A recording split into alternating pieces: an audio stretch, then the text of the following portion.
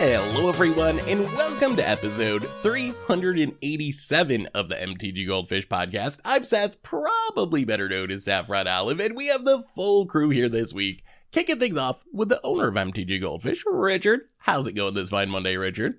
Doing well. Another spoiler season down. This was a quick one. It was only like a week, just over a week for Double Masters, and the set is huge and has a ton of cards, and I'm getting ahead of myself. That's going to be one of our topics today, now that we get the full set of Double Masters.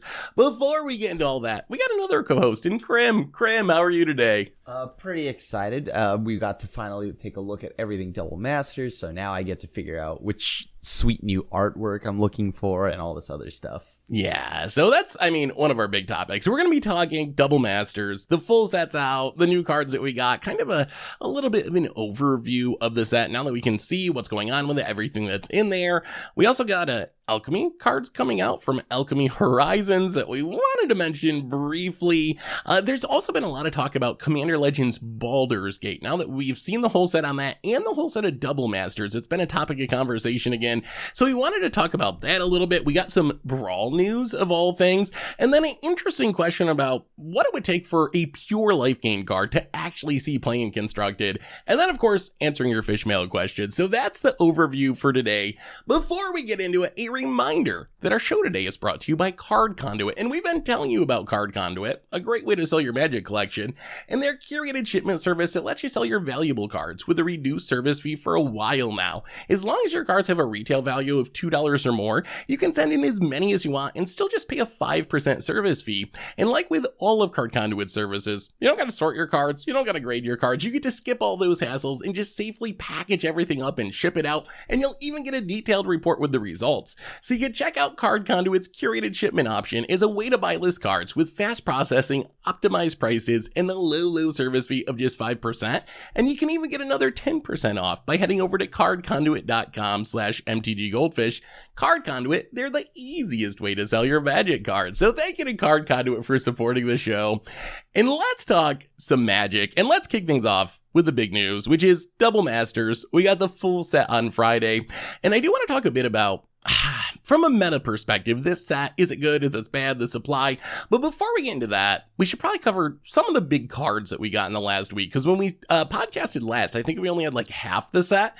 So there's a lot of new stuff since last time. So Richard, we can't go over every card, but what are some of the big hitters that have come out since we last had a podcast?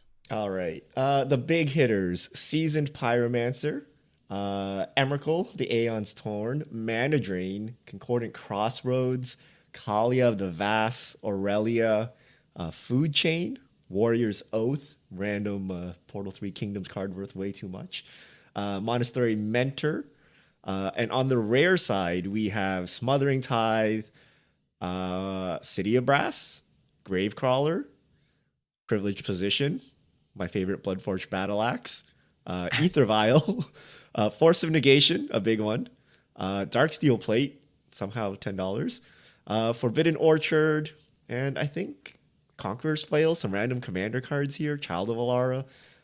But yeah, a bunch of cards over $10. Some of the mythics are actually pretty pricey, like Warrior's Oath. And then, of course, the staples like Force of Negation. Last time we were talking about where all the modern cards and legacy cards, and Wizards decided to just slam them all, at least on the top end, at the back end of previous season, because a lot of these expensive cards are seen in the Eternal formats. So we still didn't get a ton of modern stuff, but it did improve. Like from where we were last cast to where we are now, we got the Force of Negation, that was very high on my list, especially for non-land cards. So that was a really big one. Emrakul, I guess, is kind of by definition an Eternal card because it's banned in Commander. And then there's some other like kind of lower end stuff. So I still am not coming away from Double Masters feeling like it did as much as I was hoping for Modern, but week 2 of spoiler season, or the second half of spoiler season, definitely did more than the first half of spoiler season did. So I don't think this solves all Modern's problems, but it did improve from where we were a week ago, I would say. It definitely got a lot better, yeah.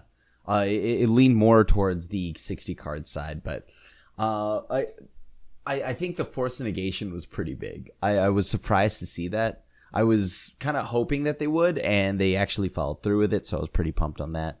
The Eldrazi are much needed. I think they're just needed across all formats, so that's nice to see. And, I mean, other than that, though, like, there's only a few cards, right? Like, I think there's, like, maybe 3 cards that are played in, like, Modern and Legacy so far that I can think of. Wait, that are 3 cards that are in the set? Or Oh, no, not in the whole set, but, like, that got announced in the second week that are actually big-ticket items. Yeah, there are 3 or 4 that are actually, like, Season of Pyromancer, Force Negation, Emrakul, and I feel like I'm probly missing something. Either Vial, yeah, that's another big one. There it is. Mentor. Yeah. Ish. For all those vintage players out there, we got you. I mean, so since last week, we actually went through the spreadsheet where we were keeping the EV, and this is a little subjective because it was me and Neatuk doing it, but we went through and actually put each card, ranked it based on what format it's primarily played in, and you could have a card in more than one format, like a Cavern of Souls, for example. I would consider an Eternal staple in Modern and Legacy, but also a Commander staple, so that would show up under both. But if you actually look at the numbers, and this includes all the rares or mythics, so it's not just the high-end stuff or whatever, but the breakdown was 112 Commander cards, 34 Modern cards, 14 Pioneer, 12 Legacy, 4 Vintage. So certainly skewed heavily towards Commander, although, I mean, 34 is not a horrible number for Modern, so there is certainly Modern support there, and then the other formats lesser support, but they're also less, not played as heavily. Like, you don't need as much Legacy and Vintage support, because not that many people play those formats in paper anymore, so I can't come away from it feeling completely disappointed, but compared to some old Master sets that were kind of tilted heavily towards Modern staples with the Goyfs and the Dark Confidants, I still think we need more. Even if this set, I think this set's great for what it is and the value's absurd, but we certainly do need a continuing stream of Modern reprints because this didn't hit every single thing, or even close to it, that we could use to bring prices down in the format. So what do you guys think of the set overall, now that we've seen it? The value is obviously really good. Last time we updated the EV, it was over $400. A lot of variance in there. The median prices are a lot lower than the average prices, so keep that in mind if you do crack a box. But what do you think? Are you happy with this Master set? Like, where do you rank it on a scale of 1 to 10? I'm thinking... I feel like I keep looking it over, and it feels really cool, like, mostly just because the alternate art stuff. Like, the borders and stuff like that were very nice. So, I actually do like it for that, and primarily just that. The reprints, I think, were, like, okay. There's some stuff that I guess just needed to be reprinted because of, like, example, like, yeah, like Warrior's Oath, right? But, like, outside of that, a lot of this stuff is just decent on reprints. Just really like the artwork. So, I don't know. Maybe like a 7, maybe like an 8. I enjoyed it. I would say I enjoyed it. The rare slots are kind of like wishy-washy and kind of like meh for me, but I do like the border treatment. Yeah, I don't know. I think the EV is super inflated due to things like Warrior's Oath, right? Like when they dropped this, like, what was Warrior's Oath? Like $400 before, yeah, 500 before this one. Like it's like unplayable, right? It's like they take an extra turn and then, like, you lose after, which is not a very popular card. So that will go down significantly. And being, like, so heavily skewed, like, I don't know, the variance is so high that, like, why would you ever buy a box, right? So I don't know, this is okay, right? Like, it'll just drive down the price of singles as you expect it, and hopefully it will do something. But, like, whenever this happens, like, just the rest of the cards will increase in price. So the card's not reprinted here. So I don't know that it does anything. And really, to me, this is like, get more Docksides into the system, maybe some Smothering Ties, and, like, that's it, right? Maybe, like, Phyrexian Altar, like, get some Commander staples in the system. And you're really hoping for a Modern Horizons or a Modern Masters or something to fix Modern prices, because this really doesn't put a dent in it. And, like, you know, who was waiting for that Warrior's Oath reprint? Same with Imperial Seal, another one of those, like, super old, super expensive cards that's not as common. So I don't know. It's like super high variance, which I think all Master sets are, right? So I wouldn't try to crack a box, but if you need some singles, I guess it's time to pick up those Bloodforged battle axes, right? Like, I did not realize that was like a $20, almost $20 card. I had no how idea that it was popular that this set- expensive. But There's so many of us Battle Axe players. apparently there are. Yeah, I mean, you have a good point about the Portal 3 Kingdom stuff. Like, those are cards that are expensive based on their scarcity and low supply rather than their high demand. Not that they're unplayable. They're not as bad as some Portal 3 Kingdoms cards that you look at when you're like, wow, this card is like actively bad. Why would anyone ever play it? But it's still hundreds of dollars. These are some of the better ones. And I think like Obeka decks will probably play Warrior's Oath now that it's cheaper. Imperial Seal, I think CDH decks at least will probably play it. I don't know if you really need it in more casual games because you got a lot of options. So even at $250, like, is it really worth it to spend that for your like mid-powered commander deck? Probably not, when you could just play a Diabolic Tutor for 25 cents or whatever. But I think overall the set's solid. My disappointment is still not enough for Modern. I hope Wizards has a plan for fixing that. A Modern focus set, a Modern Horizons that's more reprints than new cards, maybe something like that could be really, really helpful. And we also need, we just need lands. It's even happening in Pioneer now. We talked about it a little bit last week, but I've noticed building like Pioneer budget decks, it's getting harder and harder to build budget decks because the fast lands and the shock lands, those are all creeping up in price. So I hope Wizards has a plan to handle that stuff in the future. But as far as just putting a bunch of commander staples out there and dropping prices on the stuff that we did get, Caverns and Eldrazi's and Mana Vaults, I think it's a good set. I would definitely give it a 7, probably a 7 out of 10. The biggest problem I have with the set at this point outside of Modern is just the supply is basically non-existent. Like a week ago when we podcast, you could pick up boxes of this very easily for about $250. Like they were on Amazon, all the different sites. Now they're sold out from a lot of places. They're sold out on Amazon. You literally can't get a draft booster box from Amazon. And prices from the places where you can get it have skyrocketed. If you go to like TCG Player, the cheapest box you can get on TCG Player now is $379. So prices have they've went up a ton in the past week.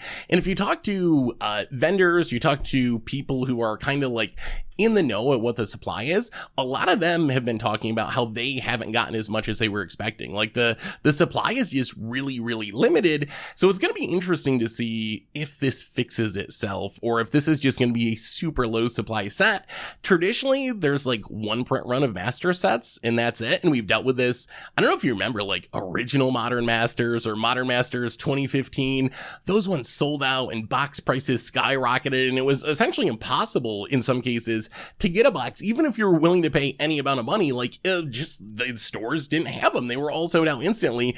And it feels like that might be happening again with Double Masters 2022, where Wizards maybe just way undershot on the amount of this they needed to print, either intentionally or accidentally. So what do you think about that aspect of it? Like if we need this set to drop prices, we need the supply of it to be high. Like if there's not enough boxes to go around, that's less singles in the market and that's less supply, which means prices aren't going to come down as much. So do you think, considering these supply constraints, is this even going to do what we needed to do as far as singles, or are prices not going to drop as much as we were hoping because there's just not enough to go around? I think that the prices will drop only temporarily, as every master set does. The Modern and I guess Commander all go on sale every time there's a Masters reprint or anything like that. And the last batch of things was also low in supply, which they do need to like stop undershooting like how much like product should be made, because every master set, every version of it or whatever year, it's always just super sold out. And like, but I still think that it reduces the prices of some singles, a good amount of singles actually, but temporarily. Yeah, I think this is on purpose by WotC.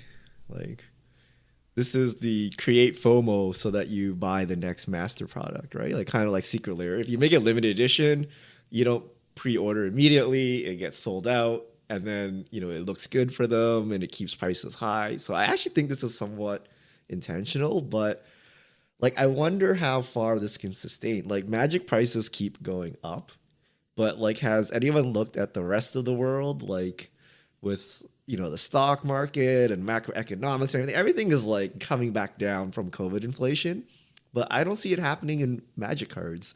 which to me tells me the bubble is coming, right? Like eventually this is gonna pop, and your polluted delta shouldn't keep going up in price, right? So something's got to give, and I don't believe like this set has like oversold like 2x what Wizards expected. I think Wizards is intentionally just holding back supply just to create scarcity. So I don't know. Like this doesn't seem sustainable. Does this seem sustainable to you guys? Like, I mean, I definitely have concerns about non-Magic economy stuff and how that could end up hurting the Magic market. Like, with all the inflation and so forth that's going on, it seems like at some point, if the cost of necessities keeps going up and it costs more to whatever, like fuel your car, heat your house, or get your groceries so you can eat, if that stuff keeps getting more expensive faster than people's wages are increasing, like, isn't that gonna cut into people's Magic budget by default? Like, as much as we love Magic and as great of a game it is, it's not food, it's not clothing, it's not gonna transport you to your job. So I assume at some point there's gonna have to be choices that are made, and Magic might be one of the things that people just don't have the money to spend on it if the economic trends keep going that direction. So I definitely have those concerns as well. Yeah, I don't know. And plus, if you go back to, on the other hand, like, if you go back to the 90s, you always think about, like, comic books and how that had its big, like, bubble and crashed, or sports cards. But a lot of those issues had to do with oversupply. Like, from what I understand about comic books or sports cards, the issue was they just started printing ridiculous amounts of them, and that's what the supply got too high, and that caused the market to crash and prices to crash. If anything, Wizard seems to be going the opposite direction, where arguably they're not printing enough of these cards and the supply is not high enough. So maybe they know what they're doing. Maybe Wizards has it figured out, and releasing little bits of cards is the way to go, but it certainly makes the game less accessible. Like, this isn't going to do as much for prices as I was hoping it was if boxes are as limited as they appear to be, because there's just not that much of it. It's a giant game of sunk cost fallacy. The Magic players only buy more cards because they spent so much money, and they like refuse to give up their hobby. They're like, I've already spent like $5,000. I might as well just buy another booster box, right? And like in part it's true, right? Like whenever fetch lands are reprinted or something, you're like, oh, I need to buy these staples, even though I have no intent in playing with them. Like at some point in the future, I will need them and they will cost more. So I need to load up, right? Like, oh, Smothering Tithe is coming back, right? Like I need to buy it, even if I don't have a white deck, because if I don't buy it, the price will increase. And then when I need it, it'll be like $100. And Magic players kind of just like tack on the staples and have this giant binder of staples. But like, how many decks do you actually have? And how can you keep like what do you do with all these cards you keep buying, right? Your deck is still 100 cards, right? So like, you gotta just start hoarding them up, right? I mean, the sad thing is that is the right way to do it, financially speaking. Like, when a master set comes out, the smartest thing to do is get your Smothering Tithe when it drops to $20, because you know that traditionally it's going to spike back up to $40 or whatever.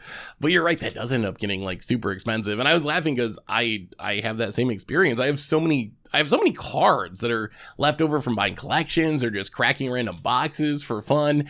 But I have very few decks. Like, I don't know what these cards are actually doing for me. They're cluttering up my house. They're worth thousands of dollars, but I don't get any real benefit or enjoyment out of most of them because they're just like in a closet or piled somewhere. So yeah, that is the worst. He plays no paper Magic, but just cracks packs for fun. Though. He has no use for any of his cards. Hey, I built a couple commander decks. I built a couple commander decks. You only have like 2. Yeah, like and most of those were given to me by people that just sent me the entire deck. He's a collector. This is what collectors do. They just hoard. Yeah. Apparently, I just like cracking boxes. It's kind of addicting, sadly. I also noticed that no one ever sells any of the cards either. They're like, oh, this is worth X amount of money. It's like, that's great. Like, oh, I got like double the value of my box. I feel so good. And then they don't sell it. And they just wait until it's like worth like a quarter of their box, right? Yeah. And then they just buy a new one. Like, who actually sells back their cards? No one ever does. That's the main thing. It's just like funny to see. Like, it's going to be a race to the bottom for Warrior's Oath, right? Like when you open Warrior's Oath and you're like, oh, okay, currently it's $100. I can like sell it. but then like the next person undercuts to 80 to 60 to 40 to 20. You're like, I need to unload this quick because yeah, it's just not that played. So it's a weird choice. I wonder why Wizards included. Like, do we still have a lot of these super expensive cards that aren't like commonly played? So I think I know why they included it, because it makes the EV look great. Like if people are tracking the box EV and stuff, you can put these cards in there and the numbers are huge. Are there still a lot of cards that like that? There's still quite a bit. If you just look at over at mtggoldfish.com, shameless plug, if you go to the Portals 3 Kingdom page, there's a lot of cards that are over $200. Most of them I have never heard of before.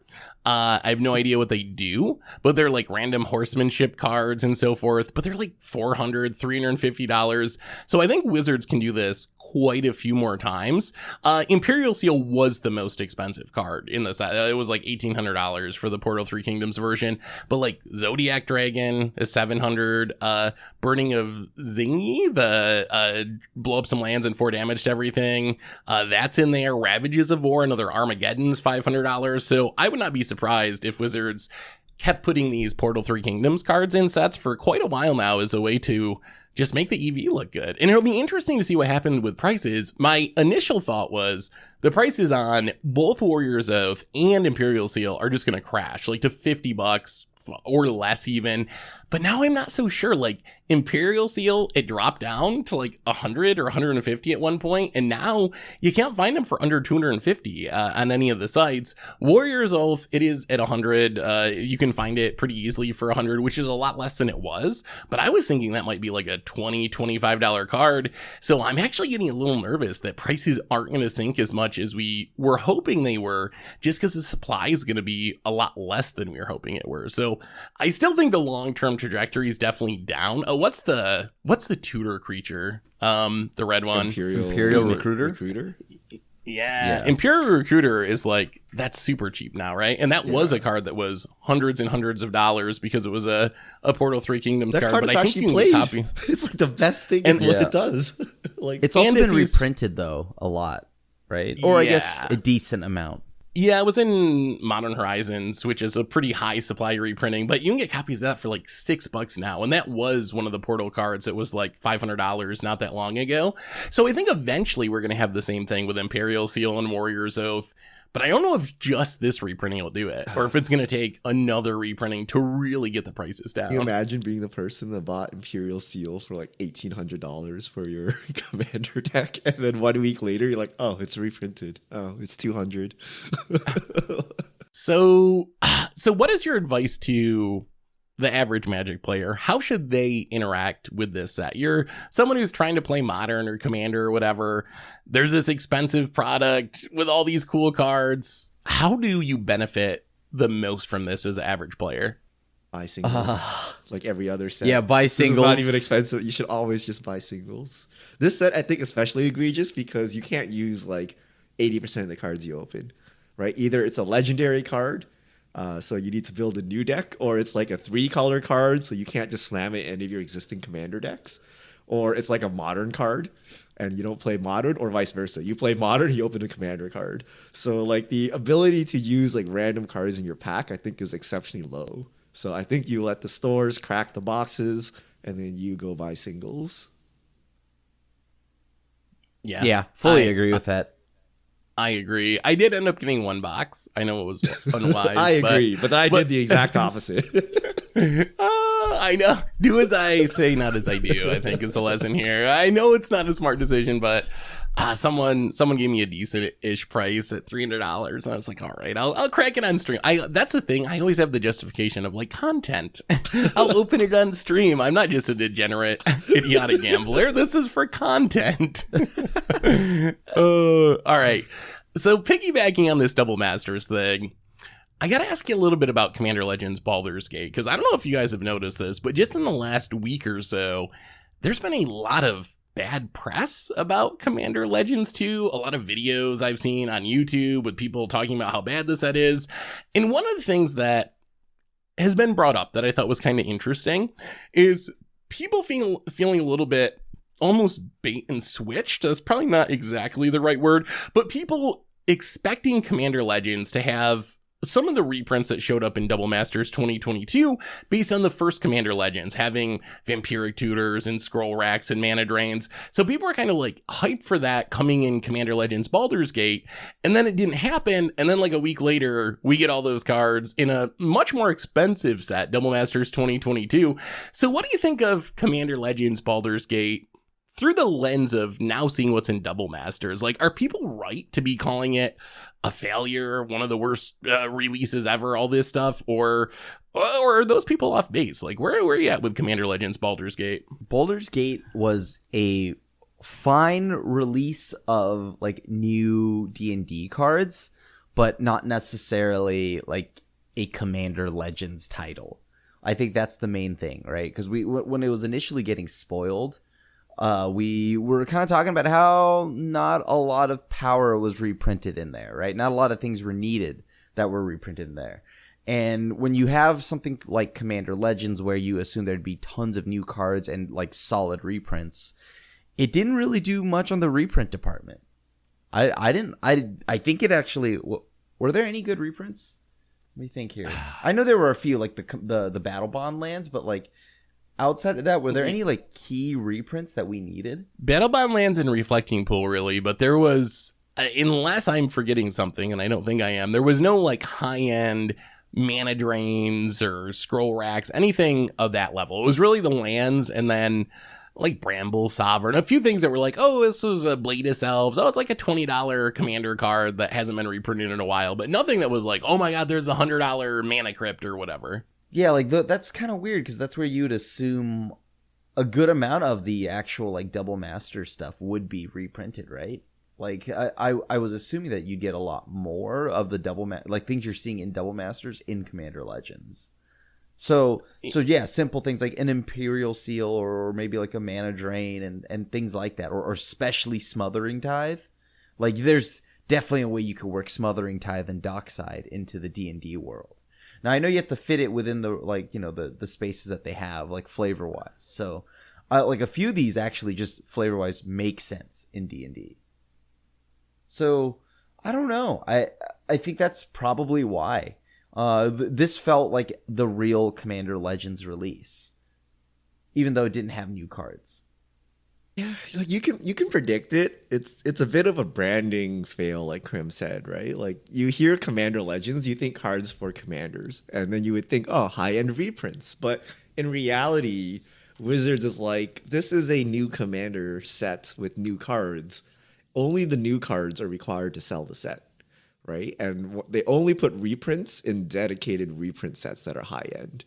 So, you know, why waste your Dockside and Smothering Tithe when people are going to buy for whatever the new commander is in Baldur's Gate? So, like, it's always happened like this as well. Like, anytime there's new cards, they don't go heavy on the reprints, right? But people are just exceptionally salty because the flagship cards of Commander, like Dockside, Phyrexian Altar, Smothering Tithe, like, did not show up in the Commander set. And rightfully so, I think. So I think it's a problem of branding. Like, they should have just called it something else. But like Wizards is not going to waste all their expensive reprints in a set with new cards because the new cards are what's supposed to sell the packs. So could be expected, but maybe it's just too egregious this time. Like maybe they could have just thrown you a one Dockside or something. But yeah, just having something called Commander Legends and like have it be missing like key Commander reprints, I think just rubs people the wrong way. Yeah, and the timing, I think, was unfortunate that it would, like, the releases are so close together that it was like, hey, release day for Commander Legends. And then, like, 2 days later, it's like, hey, spoiler season, there's a Dockside that you didn't just open at your pre-release because it's in Double Masters. Give us $400 for a booster pack. So the timing, I think, was unfortunate. And I think you're both completely right. They probably shouldn't have called it Commander Legends. I think that sets the expectation that it's going to be like the first Commander Legends and it's going to have good reprints in it, like the first Commander Legends. If I look at this set as Adventures in the Forgotten Realms too, and it's like that set, but more for Commander, I really like this set. I think as a D&D crossover MTG set, designed to put new cards into Commander. I think they kind of nailed it. I'm not a huge D&D nerd or anything, but from what I've heard from people, the flavor's good. It's got cool cards. So from that perspective, it's really good. But when I think of it as a follow-up to the original Commander Legends, maybe the best Commander set they've ever made, then that's where it starts to get a little bit disappointing. When you just look at the two sets and you're like, oh my god, like where's all the like high-end cards and the Magic references? So I think it's an expectation thing, and I think it's really on Wizards for naming it how they did. Like that set the expectation that, hey, this is the sequel to Commander Legends, even though really this is the Commander-y sequel to Adventures in the Forgotten Realms. So if I look at it from that perspective, I like it. But when I look at it as Commander Legends 2, then I'm kind of like, oh yeah, I can see why everyone's so upset about this. Were there any good reprints in Commander Legends? Commander Legends, yeah, had Vampiric Tutor, Scroll Rack, Mana Drain. It had like several $100 mythics in it before they were reprinted. So there were some better reprints, at least more expensive reprints than in the second one. And the cards that were new were very nice. The new cards are staples, which is why we look back fondly. And I was wondering if that was kind of tainting our look back. But yeah, I guess Vampiric Tutor, Mana Drain, those are some solid reprints that we didn't get this time around. Although I will say, I'm glad we didn't get more Jeweled Lotuses or Hull Breachers. Like, the first Commander Legends, I know we remember it fondly now, but that set was actually kind of busted. Like, some of those cards I still think were, like, probably too good and not healthy long term. But anyway, we got more Magic sets. Spoiler season never ends. Although we did just now get news that they're delaying the Warhammer decks until October now. Apparently some sort of shipping, supply, whatever issues. So those are supposed to come out in August. So I think we actually don't have spoilers now until the end of August as we go towards standard rotation the beginning of September. But we're getting a new Alchemy set. We have also entered Alchemy Horizons, Battlefront Baldur's Gate Adventures in the Forgotten Realms, Commander Legends 2 spoiler season. Richard, what are we getting in this set? A lot of cards. So basically, Wizards decided to just like spring this spoiler season in the middle of like Double Masters because like, hey, why not? But this is bringing Baldur's Gate to Magic Arena. So a lot of the cards came over, but they made some key changes because it's meant to be played in 60 card formats. And one of which is the background cards. So if you remember, there's a background mechanic where you have a commander, you choose a background. That background is a legendary enchantment, and you can basically add colors to your commander. They decided to do away with that and introduce the specialized mechanic. And the specialized mechanic allows you to basically transform your commander. So every background commander from Baldur's Gate is now a specialized card, and you can transform it. And when you transform it, it transforms into a different color pair. So it has 5 different backsides, and then they each have different abilities. And the intent is it's supposed to mimic background. And we essentially have created a 6-sided card. I know we've memed on double face cards and stuff, but we now have a 6-sided card. And I'll give you one example, which is Wilson, Bear, Comrade, 2 mana, 2/2, Reach, Trample, Ward 2, Specialize 4. So the Gruul version is double strike, Reach, Trample, pay 3, exile Wilson from your graveyard. Target creature you control perpetually gains double strike. Activate this as a sorcery. It's a 2/3. The Golgari version is pay 3, exile from your graveyard. Target creature you control perpetually gains menace. It's a 4/4. There's a mono green version. It's a 5/5. Pay 3, exile from your graveyard. Target creature you control perpetually gains +1/+1 and gains reach, trample, and ward 2. The Civic one is a 3/3, 3 mana, exile Wilson. Target creature you control perpetually gains. This creature can't be blocked. And then we have the Selesnya one, a 3/4. Its ability is target creature you control perpetually gains lifelink. Now, I've been uploading all these cards to the website, so the website actually supports this. There's like 30 background commanders times 6 sides, right? Like they created all these new cards for Alchemy Baldur's Gate, and I'm a little angry that they put so many resources into like this format that like no one will play. And This Yeah. like 6 times 30 is 180. That's a full Magic set just based on these like background cards. Like I don't know why they had to make a new mechanic for specialize and all of that and like what they're thinking, but they spent a lot of time on this set. Yeah, they definitely did. And I think that is one of the pieces of criticism that I've heard, and I think I mostly agree with, is even though I'm fine with Wizards supporting a ton of different formats, because everyone loves playing Magic a different way, and I like there to be as many options as possible, at the same time, there is a opportunity cost. Like the people who are designing and making and programming 6-sided cards for Alchemy Horizons are presumably not working on, Pioneer Masters, let's say, for example, or whatever. So there is a bit of a cost here. So I'm not like anti-alchemy existing, but this set is just it's so weird to me. I really don't get it. And I don't know. I don't know. I'm not an alchemy player. I think it's just a little bit too much. And some of the cards, I get why they had to change. Like maybe they didn't want to try to program backgrounds into Arena or something. And I can be kind of forgiving of that. Like especially as a Moto player where we don't even like get some of the cards these days. If they're too hard to program, they're just like, forget about it. So I can appreciate that they are trying to at least get them on the client. At the same time, like some of the changes, it feels like they just change for the sake of changing, like Tasha or the Gates. It was really jarring to me to see like the Gates get all new abilities. It was just like, why? Like, why would you not just put as much of the real cards or the paper cards on there as possible? Like, why change things for no reason? Like, unnecessarily change them. So, I don't know. What do you think about all this, Crib? I actually think, okay, this is gonna be kind of blasphemy, but it looks kind of fun. I kind of want to try it. Like, it seems like it'll be interesting. I think like the limited format is just gonna be wild. I think it's kind of blown out of proportion, to be honest with you. I think this isn't that bad. Like it's just a format you don't like, but maybe it's my comfort in digital cards, right? Like how is this any different than if I were to play Unstable Portal and generate a random card, right? In Hearthstone. So like, and I get that. And that's probably where therein lies the problem, right? That people don't want their Hearthstone, right? And on top of that, like, the idea of what digital cards are doing, it's only complicated because what Magic originally was. So I don't think like Alchemy, like all this stuff that's coming out is really that problematic. It's just a different way to play the game. It looks fun. Like it genuinely looks fun. These 6-sided cards, like I would love to try these. So yeah, but I mean, I've always been an advocate for digital Magic, right? And like digital and like Magic actually doing things that they couldn't do in paper. And this is exactly that. I mean, I think if Alchemy didn't exist, this would be a great attempt.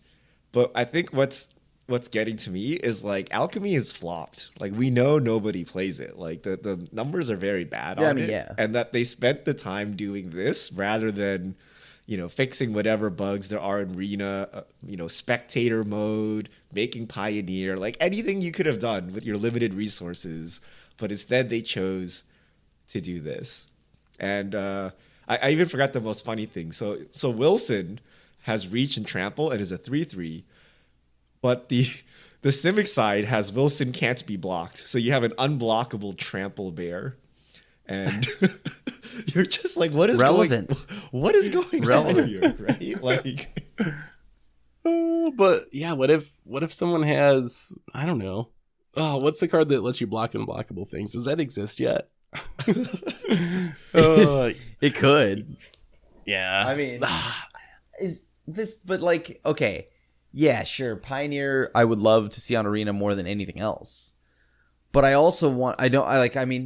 I still want to feel like there's a digital game I'm playing, right? So I think if like Alchemy didn't like just completely like nuke itself in numbers, yeah, like this would have been a completely fine thing. They need to reboot it. They need to kill it. You know how like Frontier died and came back as Pioneer? Like you got to like kill Alchemy and then call it something else and like try it again with like a different plan because like nobody's playing it and the name is like kind of tainted at this point.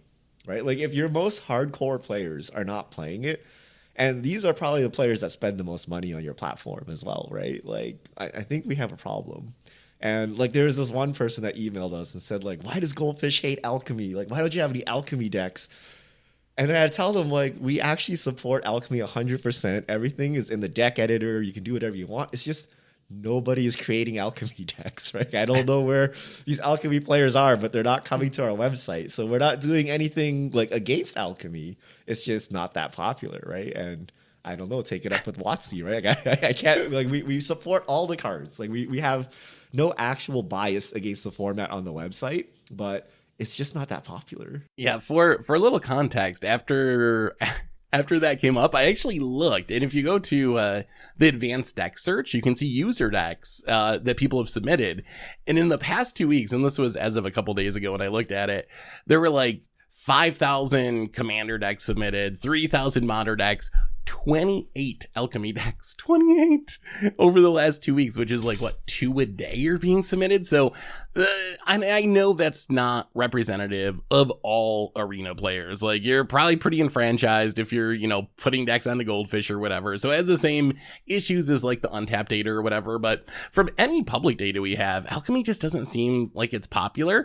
And that's where I have an issue with it too. Like, it's great that they're supporting a digital only format. It's great that they have additional play options on Arena, but it seems like at some point, like, at what point do you just stop doing it? Because the amount of work you're putting into it is not lining up with the amount of play people are enjoying of the format or money you're getting out of it. Like, is this sustainable? Like, what happens if they release Alchemy Horizons and Alchemy is still Alchemy and no one plays it, which seems to be, or very few people play it? Like, are they going to keep designing these huge sets and tons of new cards specifically for a format that is just like the epitome of fringe? Like, it would be like, I don't even know, Penny Dreadful or something. Like, it's a great format and I'm glad it exists and I love that you love it and that's awesome. And I feel the same way about Alchemy. Like, if Alchemy is your jam and you love it, that's spectacular. But there is like a finite amount of sets that can be printed and a finite amount of hours that programmers can work. So at what point does Wizards think, well, this just isn't worth the cost at this point if no one's going to play it? And I wonder if we're getting close to that point, or if Wizards will just keep plugging along in hopes that something changes. But I don't see how things can change without Wizards changing, and Wizards hasn't really shown the initiative or the ability or desire to make the necessary changes to make the format like way cheaper and do some of the things that have been issues from the start. So I don't know. I'm definitely concerned about it. We'll see. We're going to be getting a huge set release and I'll probably draft it a little bit just to see what it's like. Because a lot of the cards, would I want to play them in standard for the next 2 years? No, but would it be a fun novelty like Momir or like Hearthstone or something to see what the crazy cards do? Yeah, there's like some appeal to that, just to kind of check it out and do something different. So I'll probably do a couple of drafts. Also, speaking of funny things, my favorite part of the spoiler season, we had a card spoiled that had the Flibblethip missing art from Magic Arena. If you've ever seen the bug on Arena where the card art's broken, someone spoiled a card that had that art. And there's also a Callum Jin Emperor, a card that has so much text that if you go to the Goldfish site and type it in, you'll see it. It actually cuts off the text. Like, it literally does not fit on the text box. So as you're reading through, you get like most of the way through its ability, and then it's just like, boom, cut off power and toughness, and you don't actually know what the rest of its ability is because it literally couldn't fit in the spoiler card. Anyway, that's Alchemy. Any other thoughts about Alchemy before we keep moving on?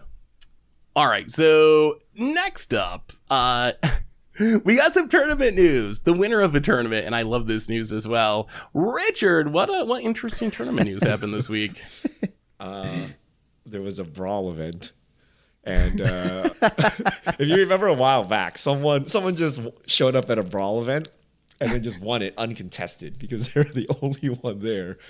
We have a repeat champion. They've done it again.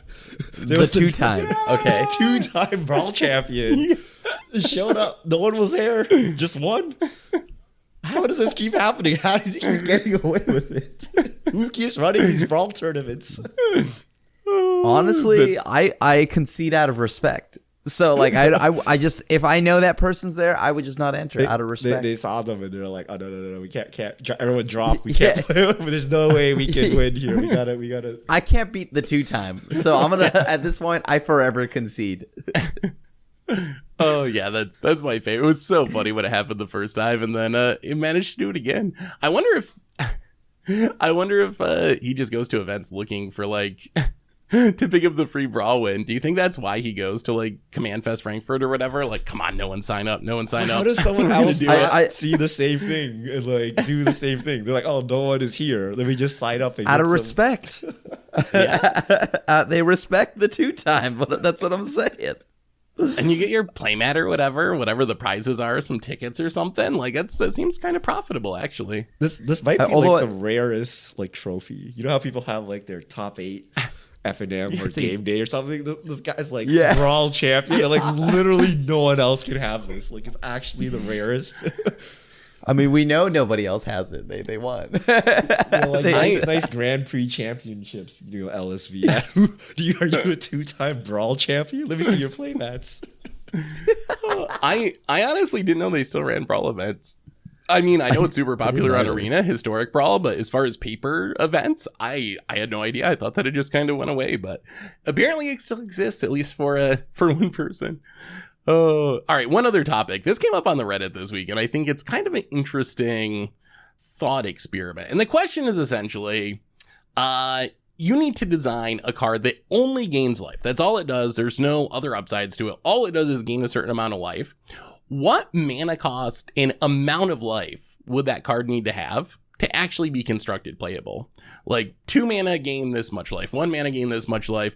What do you think? Like, for just pure life gain to see play, what do those numbers actually have to look like? What format are we talking about? What's the Onslaught card, the cycling one? I forgot, like Renewed Faith or something? That's like, it's cycle. So Renewed Faith cycles to gain 4, or you can cast it to gain 6? Maybe it cycles to gain 2, or you cast it to gain 6. It's some amount like that, yeah. But that also cycles, so that would be an additional ability. I think, you're right. As far as like pure life gain, Feed the Clan, I think is what gain. But that has ferocious. For 2, and then ferocious, you would gain 10 for 2 instead of 5. Heroes Reunion is gain 7 for 2. In Selesnya colors. Weather the Storm or whatever. Oh, Weather. But that has Storm though. I've actually that one has seen play at various times. Yeah. But yeah, that can be gain a ridiculous amount of life. And then the in graveyard, the right scenario. Not to the Boon, or like the one, I forgot if it counts your graveyard or your opponent's graveyard or something, but like number of creatures in there. That's another one that has seen play. You know, I think it would have to be like so like Feed the Clans, but with like ferocious always. I think like 2 mana gain like 10 life. Yeah, just straight up. I think it depends what format. Right, like in Modern or something like that, or maybe like in Pioneer, I think it probably have to be a little bit more than just 10 life, actually. Like it does nothing normally. Like all these life gain cards only win against Burn, and even against Burn, it's not guaranteed. Like they can skull crack you and stuff, right? Like so it has to be instant speed, and it's just like It's like an I win the game card against Burn, maybe, but everyone else will still kill you through it. Like if you're playing against an Izzet deck, you can gain 10 life if you want. They'll still kill you like straight through it, right? So it doesn't really help anywhere else. I don't think. And then you might as well just play Core Firewalker. You play it with. Right? You would have to play it with Lich's Mastery. Yeah, I mean, I guess you could combo with or stuff that's like like Tainted Remedy effects or something. Other stuff that triggers off the amount of life that gets gained or lost. What if there was like 1 mana gain 20?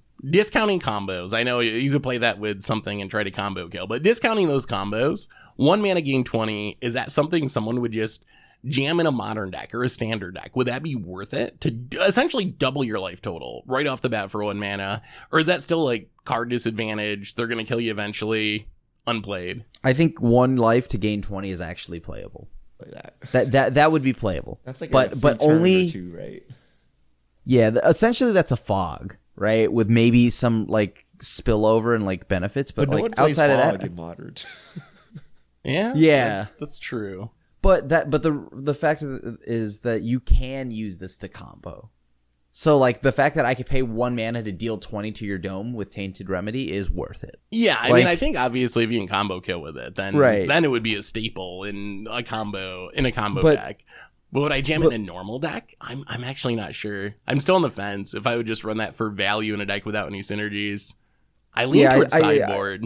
I don't know if I put it on my main deck. Sideboard, yes, but I still, you run to Esper or something. Like, what do you run to a Crim deck? What do you care if I gain 20 life, Crim? Oh yeah, I don't Doesn't care it? at all if you gain 20 life. Like, I mean, No, I mean, the thing is, so I think you play have main to deck. combo One with it. mana gain 20. Like, yes, it's dead in some formats, but like I think if you like cast that, snapcaster cast that, like game is unwinnable for like a lot of fair decks, right? You like essentially just crush all fair decks and it does nothing against combo decks, right? But there are a lot of like not fair decks, but decks that like kill you with damage like incrementally, right? So I think you would play that. No, definitely sideboard, definitely main deck. 1 mana gain 20. It's like double your life total. one Yeah, mana gain okay. 20. And you would sideboard it out sometimes, right? But I think it's good most of the time. No. Okay, I guess I'm like looking at the meta. I think I would play it main. Like even if I'm getting hit In by Death standard, I'd Shadows, probably I would play still it cast that, main. right? That's like 2-3 turns, right? Like, Oh wait, can it be target player gains 20 oh, life? then that'd be hilarious. Oh, then it would be great against Death Shadow. Then it's a staple. Yeah, okay. So if it was 1 mana gain 20, what about 1 mana gain 15? Is that the cutting point? I think Feed the Clan is kind of playable if you just remove Ferocious. No, 2 mana gain 10. 2 mana gain 10. Not main deck, but sideboard. I wouldn't main deck, but I would play it in the sideboard in some metas. Like, it is good against burn, especially as an instant, so you can try to play around the hate cards. Yeah, I don't think I'd main deck it at 2 mana gain 10, but sideboard, it would have sideboard potential, I think. It's nice to make a burn player sweat. But only in the other direction, more so they have to sweat that you might gain 20 life, so that they'll leave up mana all the time. Yeah, I But, guess that's true. like, yeah, like it would force them to hold up mana all the time. Which has value, making your opponent Yeah, play yeah. inefficiently. So even if you're not getting the value out of the life gain, you're still getting some value out of it. Like how people, you show them a mana tithe and then they leave 1 mana up the rest of the game, and you're like, oh, okay, like you're not getting mana tithe, but I'll still take that. Like this is still working for me. Yeah. Yeah, okay. So somewhere in that range. So you got to be gaining at least 10 life for 1 or 2 mana, depending on if you want to do actually main deck more. or sideboard card. I think it has to be more in the year 2022. Like at least 12 to like 12 At to least like 12. 15. Yeah. For 2? I could see that. For somewhere. instant speed, yeah, like 2 mana. I wonder if Wizards would ever print a card like Like, that. would you ever or if play this? Though? because Or just of the like, combos. let's say you had Core Firewalker or this against Burn. What would you play? Well, the thing is, Skullcrack and Stomp nowadays make it so that Core Firewalker, Wait, can Stomp not be prevented? yeah, Stomp, damage you can't be can- prevented. So you can like stomp someone's face and then bolt their Firewalker or whatever. Yeah. Or no, well, you have to hope that they block, I believe. Yeah, so right? if you block, get Skullcrack, right, you right. lose. But I don't know what Yeah. Stomp Yeah. actually says on So it. Stomp does the same. Stomp does the Yeah. same thing. You're right. You can't target it because of protection. You're right, Crib. Yeah. I mean, I don't know. I guess it depends on your mana situation too. Double white's a cost to Firewalker in some decks. I don't know. It's probably still close. Like the ability of being a creature is huge. Like that's the difference. Well, you can it's jump just block. You blocking more can damage, potentially right? stonewall Yeah, something. it's Like just- yeah, so you're gaining more life or potentially causing your opponent to lose life. Maybe I'd still just play Firewalker. If it was 1 mana gain 20 though, I think that'd be Firewalker. 2 mana gain 12, then it's on the fence.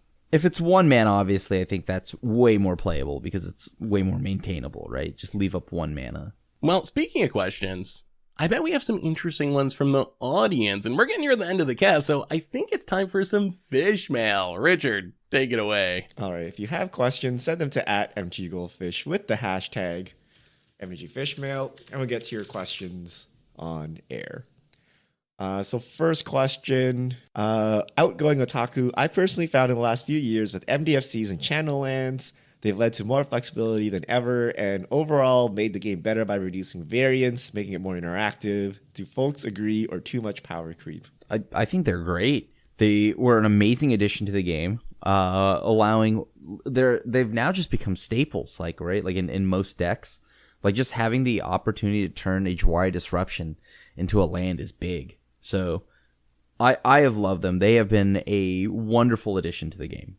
I like them, but I also worry a little bit that we'll go too far and take away too much variance. I feel like a lot of the changes, design and rules changes, over the last few years have been designed to reduce variance.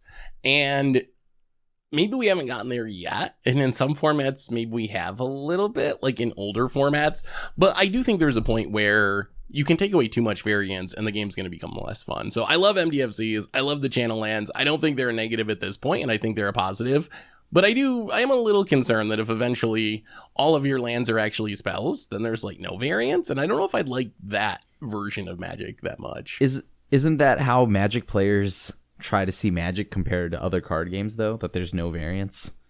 So why not just make it that way then? So I like MDFCs. I don't like channel lands because the abilities on the channel lands are like super efficiently costed. And I'm looking at Boseiju. Like at least MDFCs, you're paying more mana for the flexibility. With channel lands, you're paying absolutely nothing. And I think it's ridiculous that, you know, like let's say Blue Living End or whatever, like Living End in Modern, like has access to a Boseiju at like no cost. So if you rest in peace them, it's like no issue to them, right? Because they can just channel their Boseiju and then kill you. And I think that's ridiculous, right? They should not get like a free roll on interaction like that. Like there should be a cost to adding that interaction to their deck, right? And either this channel ability should cost a lot more, or there should be some downside, like the land comes into play tapped or something, right? But currently it's just like the best of both worlds, which is, I don't know, seems, maybe I'm just salty that I can't rest in peace or ley line these graveyard decks anymore because of Boseiju, but like that seems so wrong, right? Like that they get free, you know, get out of jail cards like that. Welcome to my life as a Blood Moon player, Richard. It's so hard to stick a Blood Moon, my beloved mono red prison. Like, how do you do it these days? There's just so many ways to blow it up. So I think I'd agree that maybe like Boseiju might be too efficiently costed for what it does, but I don't think that means that like channel on lands as a mechanic is necessarily bad. Like I like the idea of it, even if maybe they went a little bit too hard with the actual power level of it.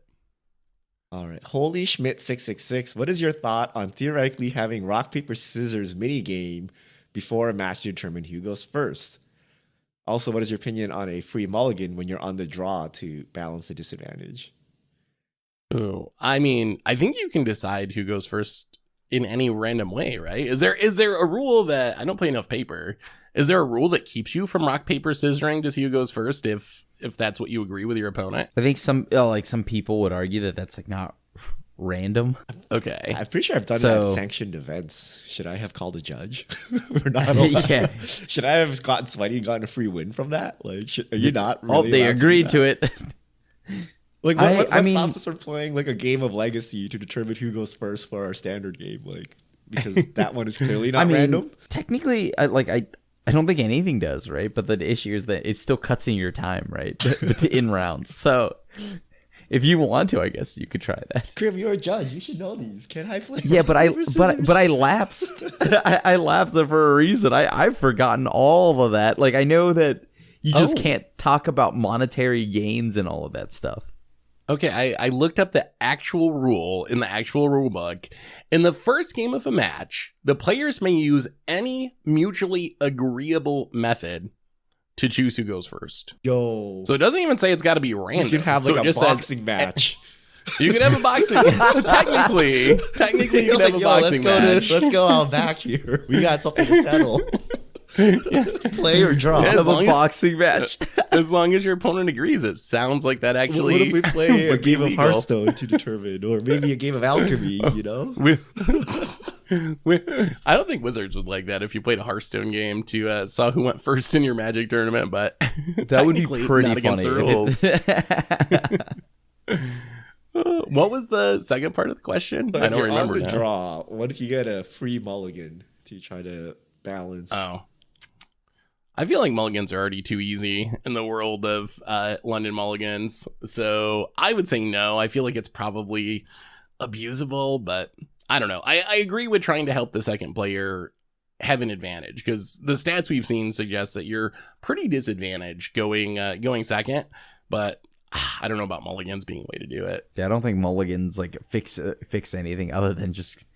Now it's like, I think the combo player wants to go second, right? If you let them have like a billion, that's what I was like thinking. mulligans. Wouldn't you in 1v1, wouldn't you get the extra mana? I think I would still go first no matter what, right? No, depends on the deck, right? Because like, if I can like guarantee stack my hand to essentially be a combo like turn on like turn 1 or turn 2, I'd keep it. I think if you're like belchering or something, I would think that playing last would be worth it. I think if that's you got fringe. a free what like if he just serum straight up gave powder you or a second something. card?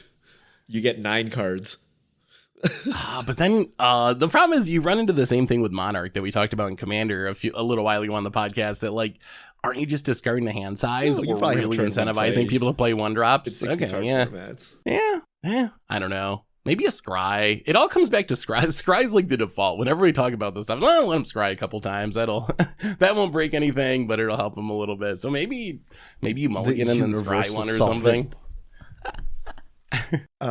Q-Dig. I bought a couple boxes of Modern Horizons 1 with the best intentions to number and sleeve the packs to create a redraftable kit. Then, adulting. The boxes are still sealed. Thoughts on if/when to sell? Ooh, so Modern Horizons booster boxes look like they're around $200 on eBay at the moment. I mean, oh wait, that's Modern Horizons 2. What's the original Modern Horizons? Okay, almost $300, $285, $250 to $300. I mean, I'd probably sell it now, honestly. Like, could they keep ticking up? Probably. Like, boxes don't really get reprinted, so as people open them, they just get more and more scarce. So in theory, they should slowly keep going up in value, but I would probably, if I can get $500-$600 out of them and invest that in something else, you get some cards that you do need or whatever, I'd be fine with that. That already seems like a pretty good profit. All right. That's all the time we have for questions this week. Thank you to everyone who sent them in. If you have future questions, send them to @MTGGoldfish with the hashtag MTGFishmail, and we'll get to your questions on air. And I believe that brings us to the end of episode 387 of the MTG Goldfish podcast. So Richard Krim, thanks for hanging out. Thanks to everyone for listening. Thanks to Card Conduit for supporting the show. And we'll be back next week to talk about whatever goes on in the world of Magic. So until then, have a wonderful week, everyone. And this is a crew signing out.